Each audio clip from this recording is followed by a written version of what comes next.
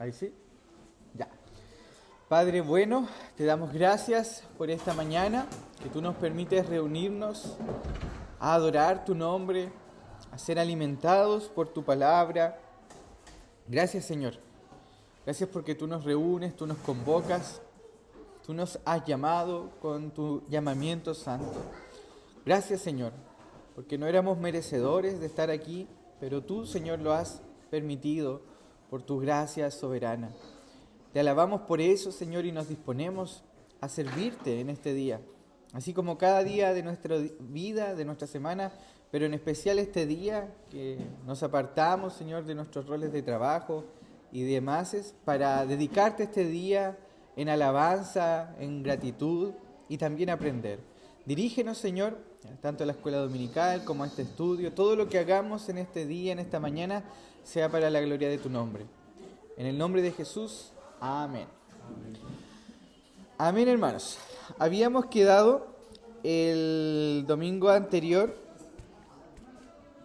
en los requisitos de los ancianos. Partimos viendo los requisitos de los diáconos, ¿ya? Y eso lo terminamos, ¿ya? Estábamos listos con eso. Y alcanzamos a ver algunos requisitos de los ancianos, ya que los repito a modo de repaso. En primer lugar, vimos que el anciano debe estar dispuesto a hacerlo, debe ser algo voluntario, no debe ser obligado, ¿ya? Es una buena obra la que ser anciano, obispo o pastor. Entonces no puede ser una persona que sea obligado. Y como dice aquí la palabra, busquemos primera de Timoteo 3. A ver.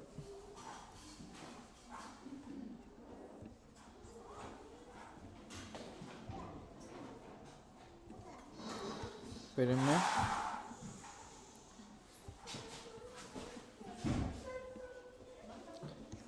Primera de Timoteo 3 dice así: palabra fiel es esta, si alguno aspira al cargo de obispo, buena obra desea hacer, ¿ya?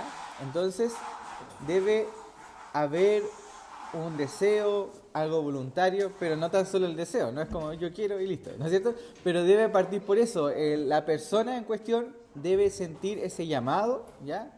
Ese deseo de asumir el ministerio. Después vimos, como dice el texto acá, si ustedes se fijan, un obispo debe ser pues irreprochable, que otra traducción es irreprensible. Esto obviamente no significa que sea perfecto, porque nadie aquí lo es, pero sí es un hermano que da ejemplo en todas las áreas de su vida, ¿ya? Entonces, y en realidad uno lo podría asimilar con estas preguntas. ¿Hay algo en tu vida que sientas que te descalifique para servir como anciano? ¿Algunos de tus compañeros de trabajo, familiares, se sorprendería al saber que eres líder en tu iglesia? Estas preguntas nos podrían orientar, ¿no es cierto?, para saber si yo, puedo asumir este oficio o el hermano que estamos examinando ahora, nuestro hermano Scott, por ejemplo, está en un proceso de prueba. Y bueno, esto también es para los pastores que ya están. O sea, yo como pastor tengo que seguir repasando estos requisitos, seguirlos recordando, porque no es una foto de un día y como yo era hace 2 años, sino que es algo que uno debe igual mantener, obviamente con la gracia del Señor, con la ayuda del Señor, porque esto, como dice su palabra, separados de mí, nada podéis hacer, ¿ya? Entonces, y ahí nos quedamos en esto, marido de una sola mujer, y eso se refería, ¿no es cierto?, a la castidad, ¿ya? Y eso dado tanto si es soltero como si es casado, ¿ya? Y preguntas que nos podrían ayudar: ¿evidencia fidelidad a su esposa? ¿Sus interacciones con mujeres son respetuosas y transparentes? ¿Su esposa es su sana prioridad? ¿Y qué piensa de los roles Las primeras preguntas yo creo que son más claras, ¿no es cierto? Debe ser un hombre que inspire esa confianza, que no ande, no sé, dando que hablar o dando que sospechar al respecto. Y la última pregunta dice, ¿qué piensa de los roles? Esto significa que el pastor en nuestra iglesia debiera ser un pastor también que tenga claro que los hombres y mujeres somos iguales delante del Señor, pero el Señor nos diseñó distintos. ¿Ya? Y hay distintos roles asociados también a nuestro género desde la creación. ¿Ya? Y eso fue lo que vimos el domingo pasado. Ahora, sigamos con el texto. Después dice sobrio, prudente, de conducta decorosa. Sobrio, prudente, decoroso. ¿Qué significa, qué sería lo contrario de sobrio? ¿No es cierto? Una persona que no tiene control, no tiene dominio de sí, ¿no es cierto? O en el uso más cotidiano, lo contrario sería alguien que está influenciado por los efectos del alcohol, ¿cierto? En lo contrario de sobrio. En este caso, el anciano debe ser un ejemplo. Hay muchos de estos requisitos que se parecen. En realidad, cuando uno dice irreprensible, esa palabra va como guiando las otras anteriores. Por ejemplo, es un hombre que busca la última moda en su apariencia, modelo de iglesia y teología. O sea, una persona así no sabríamos cuándo va a cambiar. O sea, debe ser una persona sobria, madura, prudente, decorosa. O sea, no sé si un día ustedes me ven aquí con la última moda. Aquí, obviamente, no sería una conducta decorosa, porque ahí no tiene nada de malo la ropa, en realidad. Pero finalmente, eso hace que las miradas estén puestas en uno y no en el Señor. Es más, hubo un tiempo en que, bueno, de ahí viene todo este tema de la vestimenta. En iglesias protestantes que se usaba este tipo de vestimenta sobria para no llamar la atención. Y hoy día existe esto, que esto en nuestra cultura es algo sobrio, ¿no es cierto? En nuestra cultura chilena, del sur, criolla, esto es algo sobrio. Entonces, pero si yo viniera con colores muy vistosos o con ropas muy ajustadas, como hoy día se mostrando todo prácticamente, hay hombres que no dejan nada a la imaginación en su vestimenta, ¿no es cierto? Eso no sería decoroso. Y también en el modelo de la iglesia, o sea, es un hombre que es fácilmente influenciable. O sea, que si hoy día es el modelo celular, ya, hagamos celular. Si hoy día es el modelo tanto, ya, hagamos eso. O sea, o en su teología, o sea, va adoptando todo lo nuevo, es muy permeable. No, es por eso que debe ser una persona madura. Y tercero, tiene una vida de excesos, y eso se puede ver, ¿no es cierto?, en toda orden de cosas, tanto en sus finanzas, en lo que come también, en su vida diaria. O sea, si es una persona que es dada al exceso, tanto en todas las áreas de su vida, es una persona también que es una pregunta que debemos hacernos, ¿ya? 5. Hospedador. Miren lo que dice acá. Marido de una sola mujer, sobrio, prudente, de conducta decorosa, hospitalario. Esta palabra, hospedador o hospitalario, es donde el pastor también es la instancia donde él puede mostrar y enseñar la generosidad a otros, ¿ya? Abre su hogar a los demás, ayuda a los necesitados. Son preguntas que uno podría hacer, ¿ya? Hermanos, aquí obviamente yo estoy pasando bien rápido esto, ¿ya? Es mucho más lo que se podría profundizar, pero estas son preguntas que nos pueden ayudar. O sea, la persona que vamos a nombrar o llamar para pastor, o la persona que se debe mantener como pastor, es una persona que debe mostrar generosidad. Eso es ser hospitalario, ¿ya? Debe ayudar a los demás, no debe ser una persona que solamente piense en sí mismo, ¿ya? Sexto, adelante. Apto para enseñar. Esto obviamente es mucho más claro, mucho más fácil de entender. El pastor, su ministerio está estrechamente relacionado con la predicación. Entonces, aunque no debe ser un experto orador, sí debe ser una persona que entienda las verdades del Evangelio y las pueda expresar de manera clara, ¿ya? Eso es lo que se pide. Y bueno, en nuestra iglesia nosotros tenemos un modo para medir eso, podríamos decirlo, que es la examinación doctrinal, ¿ya? Que vienen pastores de Abad, o sea, es todo un proceso de años donde los hermanos que están en este proceso de prueba se les va dando oportunidades para que prediquen, enseñen en distintas partes, y ahí obviamente yo voy viendo la doctrina que ellos tienen, vamos ajustando ciertas cosas, y ya llegando al proceso de la examinación doctrinal, donde yo y otros pastores podemos ver que tiene un manejo adecuado de los puntos básicos de la fe, es que, y más que básicos diría yo, porque en nuestro contexto ya tenemos a las espaldas 2000 años de iglesia. Entonces no debería ser una persona que tenga solo un conocimiento básico, por lo menos en nuestro contexto. En otras partes yo creo que puede ser, no sé, en iglesias rurales, campesinas, donde el promedio de la gente no sabe leer, y con suerte el pastor sabe leer y tiene conocimientos básicos, claro, ese es otro contexto.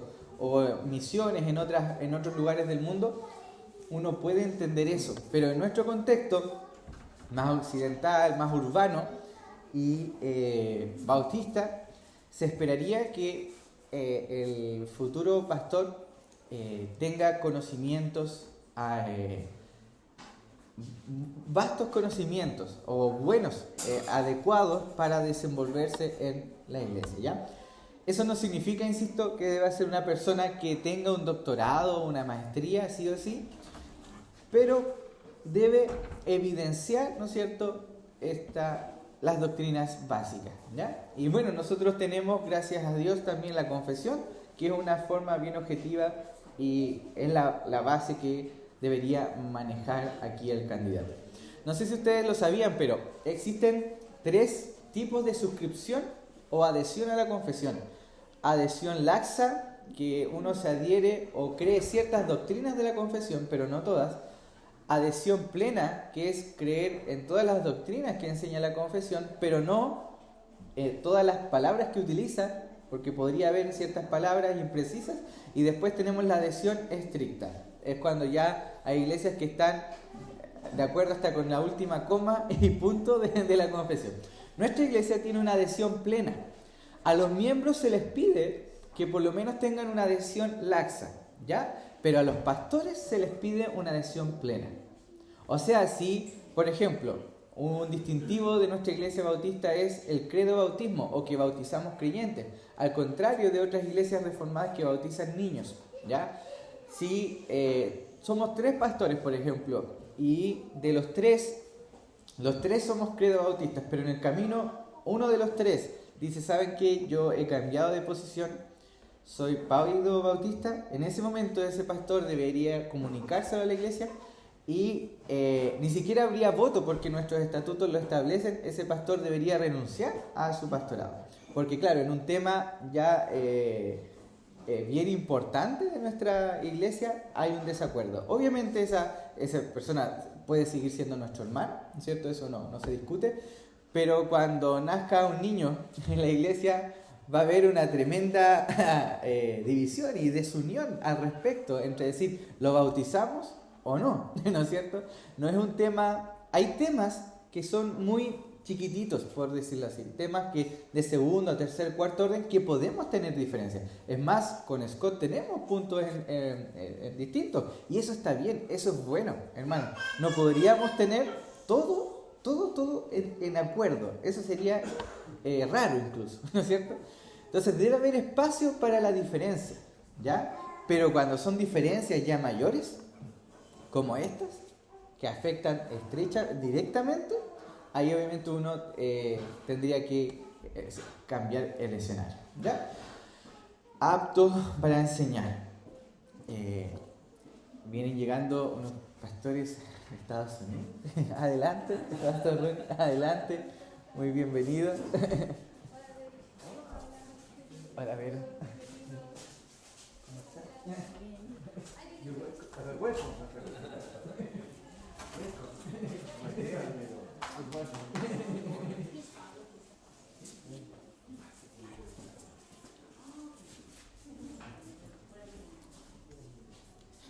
Entonces, apto para enseñar. Hay pasajes que nos confirman esto. Por favor, Felipe, tú puedes buscar Mateo 28, del 19 al 20.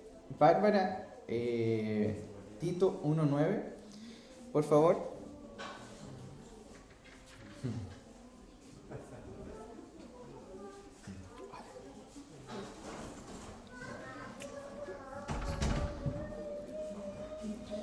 Mateo 28, del 19 al 20 dice: Por tanto, id y hacer discípulos a todas las naciones, bautizándolos en el nombre del Padre, y del Hijo, y del Espíritu Santo, enseñándoles que guarden todas las cosas que os he mandado. Y aquí yo estoy con vosotros todos los días hasta el fin del mundo. Bien. Entonces aquí se muestra claramente en la comisión, en la gran comisión, el Señor les transmite a sus apóstoles que deben enseñar todas las cosas que Él les ha mandado. Tito 1:9. Debe retener la palabra fiel, que es conforme a la enseñanza, para que sea capaz también de contestar contra la doctrina y refutar a los que contradicen. Ya, entonces primero retener la palabra fiel, o sea, el pastor no está llamado a innovar, o sea, el pastor recibe la herencia cristiana que tiene, obviamente tiene un trabajo en la escritura, se profundiza en la escritura, puede sacar y enriquecer a su congregación con la exposición de la palabra, pero las doctrinas no son en realidad nuevas, ¿ya? Son la palabra que es la misma, hay desarrollo, puede haber desarrollo, o sea, lo mismo que pasó en la iglesia apostólica, no encontramos la palabra Trinidad, por ejemplo, ¿cierto? Pero está muy claro que existe solamente un solo Dios, pero al Padre se le dice Dios, al Hijo se le dice Dios, al Espíritu Santo se le dice Dios, al Padre se le adora, al Hijo se le adora, al Espíritu se le adora. El Padre, el Hijo y el Espíritu Santo participan en la obra redentora, o sea, son autores de esa obra redentora en distintos roles. Entonces, ahí está la semilla doctrinal, y después, ¿no es cierto?, en la era posapostólica primitiva se expresó la doctrina trinitaria, pero no es algo nuevo, es una expresión, ¿no es cierto?, nueva en realidad, pero la doctrina no es nueva, la doctrina está ahí en la Escritura y se saca de la Escritura y se va desarrollando, ¿ya? No es como, por ejemplo, alguien hoy día podría salir y decir cosas como ni siquiera son tan nuevas, son herejías del pasado. No sé si ustedes escucharon que una pastora que estaba enseñando que el Dios Elión había creado al Padre, al Hijo y al Espíritu Santo. Entonces, claro, es esta idea de innovar, de parecer nuevo, cuando en realidad esos son herejías del pasado. Entonces, el pastor debe transmitir las enseñanzas bíblicas, históricas, y en nuestro caso también confesionales, ¿ya? Entonces, preguntas que nos pueden orientar. ¿Evidencia el don de enseñanza en las oportunidades otorgadas? ¿Tiene un corazón pastoral? ¿Edifica a otros con la enseñanza? ¿Discipula a otros? ¿Qué hay de su teología? Y muy importante, es enseñable. O sea, el candidato a futuro pastor que va a enseñar también debe ser enseñable. O sea, una persona que si hay que corregirlo, se deje enseñar, ¿ya? Estas características, hermanos, se deben dar y se deben evidenciar antes también, antes de que el candidato sea pastor. O sea, no puede ser que cuando recién se ordene, ahí empieza a hacer todas estas cosas. Debe tener estos espacios, esta oportunidad y demostrar esto también. Hay una palabra que se repite acá que dice no dado a la bebida, no pendenciero. Hay otras partes que lo traducen como sobrio. Ya hablamos de esto, no dado a la bebida, no pendenciero, sino amable, no contencioso. ¿Ya? Preguntas acá, ¿es dado a la embriaguez? Claro, eso es algo que descalificaría a alguien. Es paciente, amable y pacificador en medio del conflicto. O sea, un pastor, hermanos, va a estar inserto en muchos conflictos. Entonces no puede ser así como chispita, como diríamos. Debe pacificar, calmar las aguas, poner paños fríos, ¿ya? Si es una persona muy violenta o de carácter muy impetuoso, debemos esperar que esa persona siga madurando y pueda controlarse, ¿ya? No amante del dinero. Esto es muy importante, hermanos, ¿ya? En el contexto, en muchas ocasiones se repite esto, muchas veces en la Escritura, de que el pastor o los ancianos no deben ser amantes del dinero, porque en el contexto apostólico y de los ancianos, ellos administraban junto con la iglesia sumas de dinero. Recordemos que a los apóstoles les traían las propiedades, los dineros de las propiedades a sus pies. Entonces no debían ser personas que se quieran enriquecer con la fe, ¿ya? Obviamente son personas que deben tener un sustento básico y cómodo para servir y trabajar, pero no son personas que deben buscar enriquecerse a través de la fe. ¿Por qué? Porque se parte de la base que los pastores van a tener acceso a muchas a recursos para administrar, ¿ya? Y obviamente nosotros, por algo práctico también, y que vemos en la Escritura, compartimos acá en nuestra iglesia eso con los diáconos. En este caso los diáconos y el hermano tesorero ve esa parte financiera. Yo es muy poco lo que veo. Yo ayudo con los principios bíblicos que veo en la palabra, que pueden guiar a la iglesia a tomar decisiones. Pero los que ven el tema de finanzas son otros hermanos. Entonces, no debe ser una persona amante del dinero que quiera enriquecerse. Eso hoy día lo vemos hoy día en nuestro país, ¿ya? Vemos pastores que se han enriquecido, propiedad tras propiedad, tras propiedad, tras propiedad, todo lo de la iglesia, el templo, a su nombre, y personas que han hecho verdaderos imperios, ¿ya?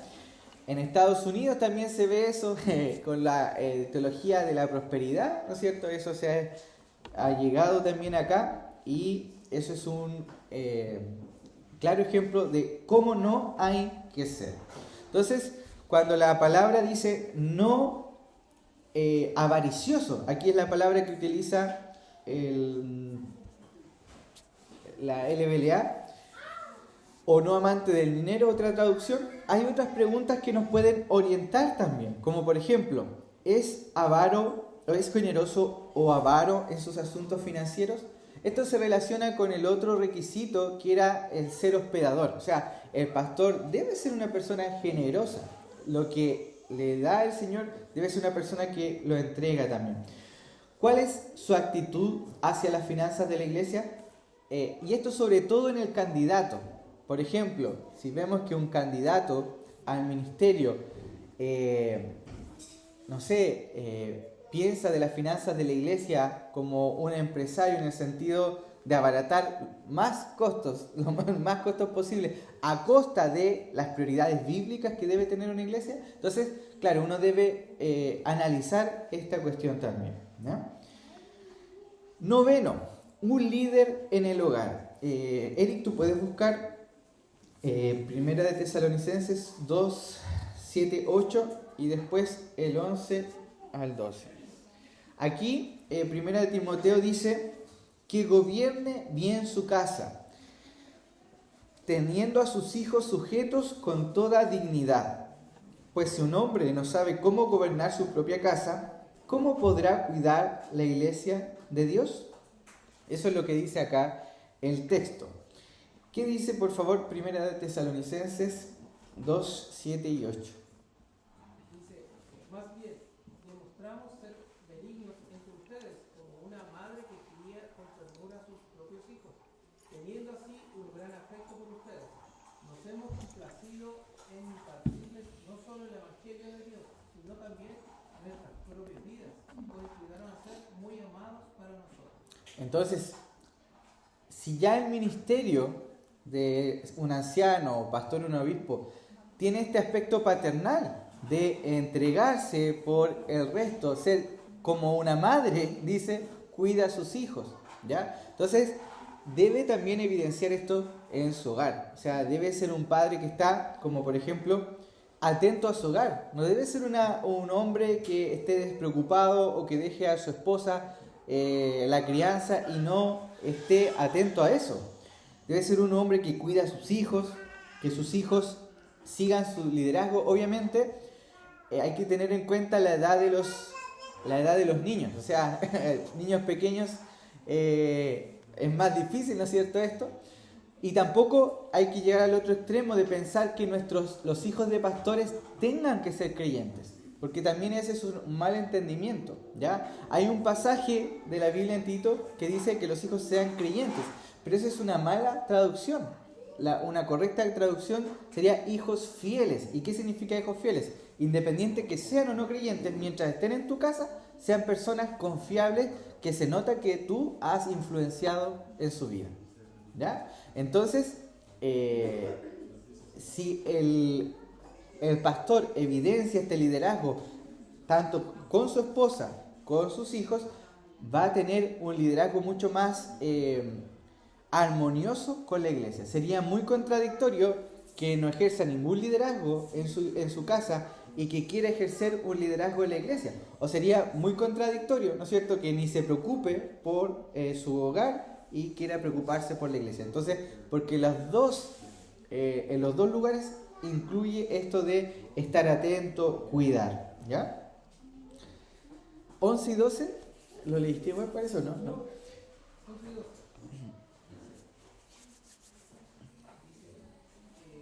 Saben además de qué manera los exhortábamos, alentábamos e implorábamos a cada uno de ustedes, como un padre lo haría con sus propios hijos, para que anduvieran como es digno de Dios, que los ha llamado a su reino y a su gloria. Claro, entonces el apóstol aquí dice que él les ha enseñado como un padre les enseña a sus hijos. Entonces, claro, ¿cómo va a ocurrir esto si no en su casa esto no es así? ¿Ya? Obviamente, hermano, esto no significa perfección, porque también hay malos entendimientos con esto. O sea, muchas veces se le pone al pastor una carga que no es real. O sea, que porque sus hijos sean hijos de pastor tienen que ser perfectos. Eso no es posible. O sea, son como cualquier otro niño. No por ser hijo de pastor tengan que venir vestidos de eterno o suplir ciertos estándares. Sí deben ser niños que sean obedientes a sus padres, obviamente, pero tampoco podríamos ponerle una vara que tú tampoco le pondrías a tus hijos, un estándar que tampoco tú pondrías en tu casa. Entonces, obviamente aquí el estándar no es ni tu casa ni mi casa, el estándar es la palabra de Dios. O sea, deben ser niños que sean obedientes, que los padres se nota que estén educando, que se estén esforzando por educarlos, ¿ya? No debe ser, los niños en este caso no deberían tener la carga de estar quietos solamente porque son hijos de pastor. O sea, hay veces, ¿no es cierto?, donde los hijos de pastor han tenido esta carga. Pórtate bien porque tú eres mi hijo, eres hijo de pastor y tienes que dar el ejemplo. Esa no es la razón por la que uno debe enseñar a sus hijos. Uno debe enseñar a sus hijos, ¿no es cierto?, y decirle, hijo, tú debes comportarte no porque eres hijo de pastor, sino porque eres una criatura del Señor y le debes obediencia al Señor. Estas son las leyes del Señor, estos son los mandatos y tú debes escoger la sabiduría, el camino de la sabiduría. El principio de la sabiduría es el temor a Jehová. Bueno, ahí en Proverbios tenemos muchos ejemplos de esto, ¿ya? Entonces debe ser un líder en su hogar. Luego, el 10 dice, no un recién convertido, ¿ya? Hay traducciones que dicen, no un neófito. Un neófito es lo mismo, recién convertido. No sea que se envanezca y caiga en la condenación en que cayó el diablo. Entonces, esto es muy importante y no se relaciona siempre con la edad. Aunque la mayoría de los casos puede estar relacionado con la edad, no siempre está relacionado con la edad. Por ejemplo, yo tengo 29 años, pero llevo más o menos 15 años de converso, aproximadamente. Pero puede haber una persona de 40 años que lleve 3 años de converso. Entonces, ¿cuál es el neófito?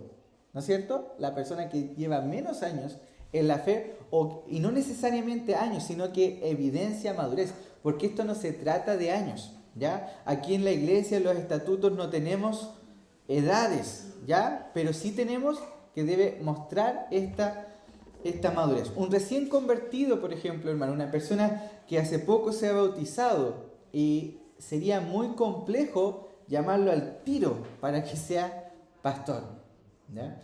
Y aquí es muy importante lo que dice el texto: no sea que se envanezca y caiga en la condenación en que cayó el diablo. Aquí muchos han interpretado que la condenación en que cayó el diablo es el orgullo. Al ser un nuevo creyente, los nuevos creyentes pueden ser dados al orgullo por su poca experiencia, por su poco tiempo en el caminar de la fe, pueden darse al orgullo, y como el diablo se enorgulleció y terminó cayendo, puede ser un peligro de que se le dé este oficio a un recién convertido, se enorgullezca, se envanezca y termine cayendo del ministerio, siendo descalificado, ¿ya? Hay preguntas que nos pueden ayudar en esto. ¿Es un cristiano nuevo? ¿Cuán espiritualmente maduro es? ¿Es dado al orgullo? ¿Presenta exceso de confianza ante tentaciones y peligros espirituales? Son preguntas que nos podrían orientar más o menos a tanto si yo estoy examinando mi propia vida para un futuro ministerio, yo me examino también a través de esta enseñanza. El hermano Scott también, que prontamente está en este proceso también. O sea, todos deberíamos hacernos estas preguntas. Nótese, hermanos, que estos requisitos, aunque están puestos para un pastor, debe ser un estilo de vida de todos aquí, ¿ya? Y el último, respetado por los de afuera. Aquí el texto dice: debe gozar también de una buena reputación entre los de afuera de la iglesia, para que no caiga en descrédito y en el lazo del diablo, ¿ya? Entonces, preguntas que uno podría hacerse: ¿qué dicen los vecinos y compañeros no cristianos acerca de él? Y yo tengo un vecino, ¿qué dirá? Tengo un vecino aquí. ¿Existe evidencia de que las opiniones de los de afuera son exactas o inexactas? O sea, no tan solamente uno tiene que prestar oído y creer necesariamente lo que se puede decir, ¿no es cierto? Porque puede ser una calumnia, pero sí se debe investigar. O sea, si el pastor o el futuro pastor tiene un mal testimonio en su trabajo, por ejemplo, y al nombrarlo pastor y sus colegas de trabajo saber que es pastor, no lo van a poder creer, ¿no es cierto? Y hay base, hay fundamento, claro, sería una mala elección, ¿ya? Pero puede ser, y pasa, que por ser cristianos vamos a tener muchas personas que les caigamos mal. O sea, eso va a ser así. Por ser cristianos, por nuestras decisiones, por nuestras decisiones o estilo de vida, vamos a caer mal, vamos a ser personas que muchas veces nos van a insultar, ofender. Claro, aquí hay que saber discernir eso entre la opinión basada en los hechos, ¿ya? O la opinión basada en prejuicios en realidad, ¿ya? Eso, hermanos, insisto, estos requisitos que aparecen aquí en Primera de Timoteo para obispos, ancianos o pastores, que para nosotros es lo mismo, ¿ya? Obispo, anciano, pastor son distintos títulos o de un mismo oficio, de una misma persona que los ejerce. no es una persona perfecta, pero sí es una persona que evidencia madurez, tiene un buen testimonio, tiene el don de enseñanza y evidencia en las áreas de su vida este llamado y este proceso de santificación. ¿Y por qué estamos enseñando esto, hermanos? Bueno, en primer lugar, debemos estar constantemente examinándonos a nosotros mismos si estamos en esto.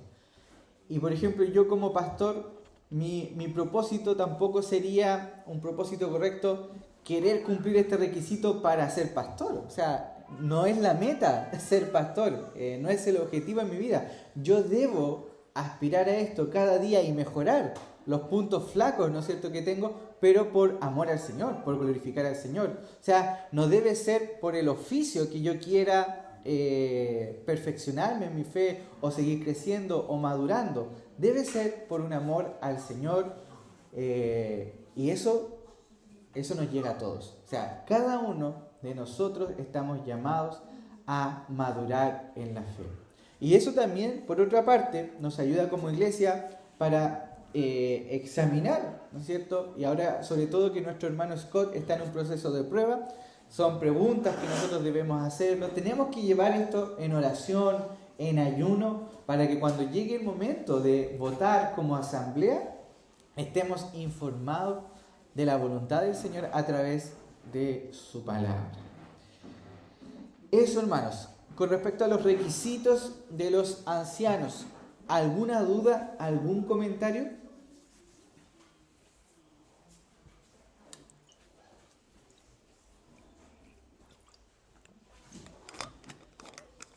¿Algún comentario?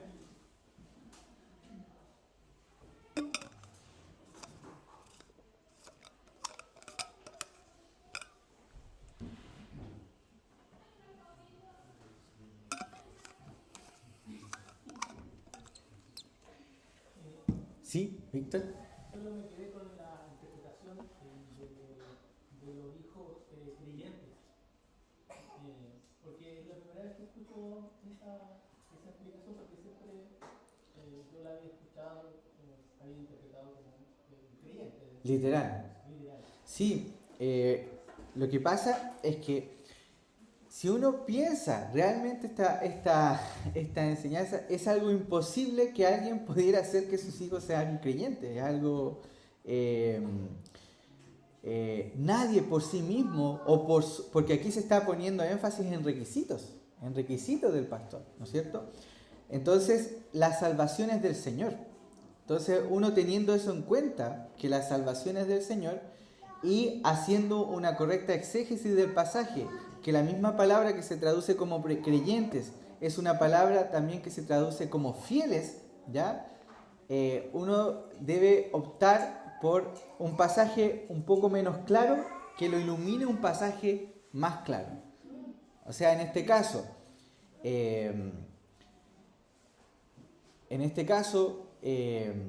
tenemos este pasaje de acá, de Primera de Timoteo, que dice que gobierne bien sus casas, teniendo a sus hijos sujetos con toda dignidad, ¿no es cierto? Pues si un hombre no sabe cómo gobernar su propia casa, ¿cómo podrá cuidar de la iglesia de Dios? Aquí en ninguna parte se dice que los hijos deban ser creyentes. Y en esta otra parte se traduce como creyentes, pero insisto, una traducción mucho más fiel y teniendo en cuenta el contexto y la realidad, la experiencia, es que la traducción más adecuada sería hijos fieles, ¿ya? Y esto en el caso, por ejemplo, de que en un futuro yo tenga hijos adolescentes que todavía estén en mi hogar, no significa que todos mis hijos deban ser cristianos, pero sí deben ser hijos que estén sujetos a mi liderazgo, no deben ser hijos rebeldes. Ese sería la... Y voy a buscar el texto para ver que gobierne bien su casa. Busquemos.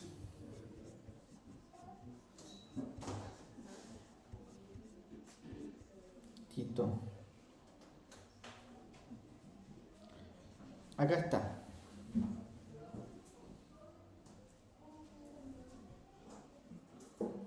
Aquí está. Que tenga hijos creyentes, dice la traducción. Pero si uno aplica el interlineal, el griego es pista y tiene que ser un hijo, pistas, que también tiene que ser confiable o digno de crédito.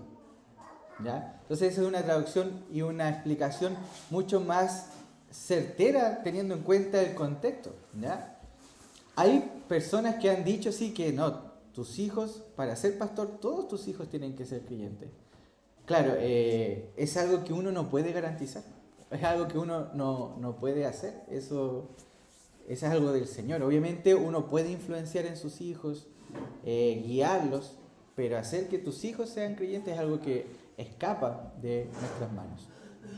Si fuera así, el ministerio estaría vetado para cualquier hombre que todavía no tiene hijos, Creyente. pequeños y que todavía no saben si Exacto, se han convertido o no. justamente. Tendría que esperar a que los hijos estuvieran convertidos. Exacto, exacto. Entonces, sí.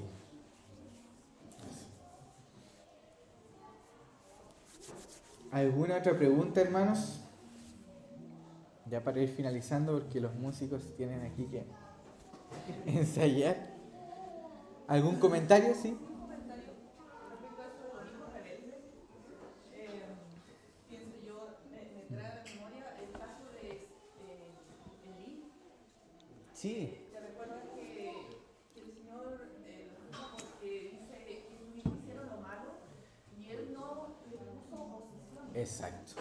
Entonces, yo creo que ahí también está lo del liderazgo y de la responsabilidad de la persona en su casa, que no está libre de tener hijos rebeldes, pero ¿cuál es la actitud que tiene? Exacto. Si lo va a dejar pasar nomás y no se va a preocupar de eso, o va a tratar de ocultarlo así como debajo de la alfombra para que los demás no sepan, Exacto. o realmente lo va a enfrentar como se debe enfrentar la rebeldía de cualquier hijo y va a ser transparente delante de la iglesia de que es una Exacto. pero yo creo que el Señor no juzgó a él porque los hijos eran malos, sino por no haber o no haberse opuesto Exacto. a ver, no lo estorbó exactamente. Exacto. No lo estorbó sobre cada una palabra de Dios. Sí. Amén. Bien. Gracias, Anita. Bien, hermanos, hemos terminado esta serie de eclesiología. Hoy día no alcanzó tiempo para preguntas, más tiempo, pero en el transcurso de la serie se fueron dando las preguntas. Desde el próximo domingo nos volvemos a separar, ¿no es cierto? Es un estudio de la confesión de fe y el otro estudio de sexualidad con nuestro hermano Felipe. Los que no se han inscrito en el formulario, no olviden inscribirse. Idealmente, los que no han hecho nunca la confesión o tienen la confesión en la mitad, yo les recomendaría que sigan con la confesión, con el estudio de las doctrinas básicas de nuestra iglesia. Pero los que ya han visto la confesión varias veces, ahí obviamente les recomiendo el curso de sexualidad. Aunque también, obviamente, eso es una recomendación. Si alguno realmente tiene interés en inscribirse en el curso de sexualidad por alguna necesidad familiar o porque es algo que necesita o quiere hacerlo y no ha hecho antes el estudio de la confesión, bueno, puede conversarlo y se puede aceptar. No hay problema. Eso, hermanos. Ahí está la bibliografía. Si alguno la quisiera en algún momento buscar, revisar, Benjamin Keach, John Cotton, Lehman, de 9 marcas, Pastor Jorge Rodríguez, sus clases de congregacionalismo y otro libro de 9 marcas de Anne Tabiti, no sé cómo se pronuncia, Cómo encontrar ancianos y diáconos fieles. ¿Ya? Eso, hermanos. Oremos. Padre bendito, te damos gracias por este tiempo que tú nos permites meditar en tu palabra en cuanto a los requisitos que deben mostrar los ancianos. Y reconocemos, Señor, que esto es obra de tu gracia santificadora, Señor. Y te pedimos que nos sigas guiando, nos sigas llevando hacia la madurez, a todos los presentes, a todos tus hijos. Señor, queremos crecer en la fe, queremos dar fruto. Y esto es imposible hacerlo sin ti, Señor.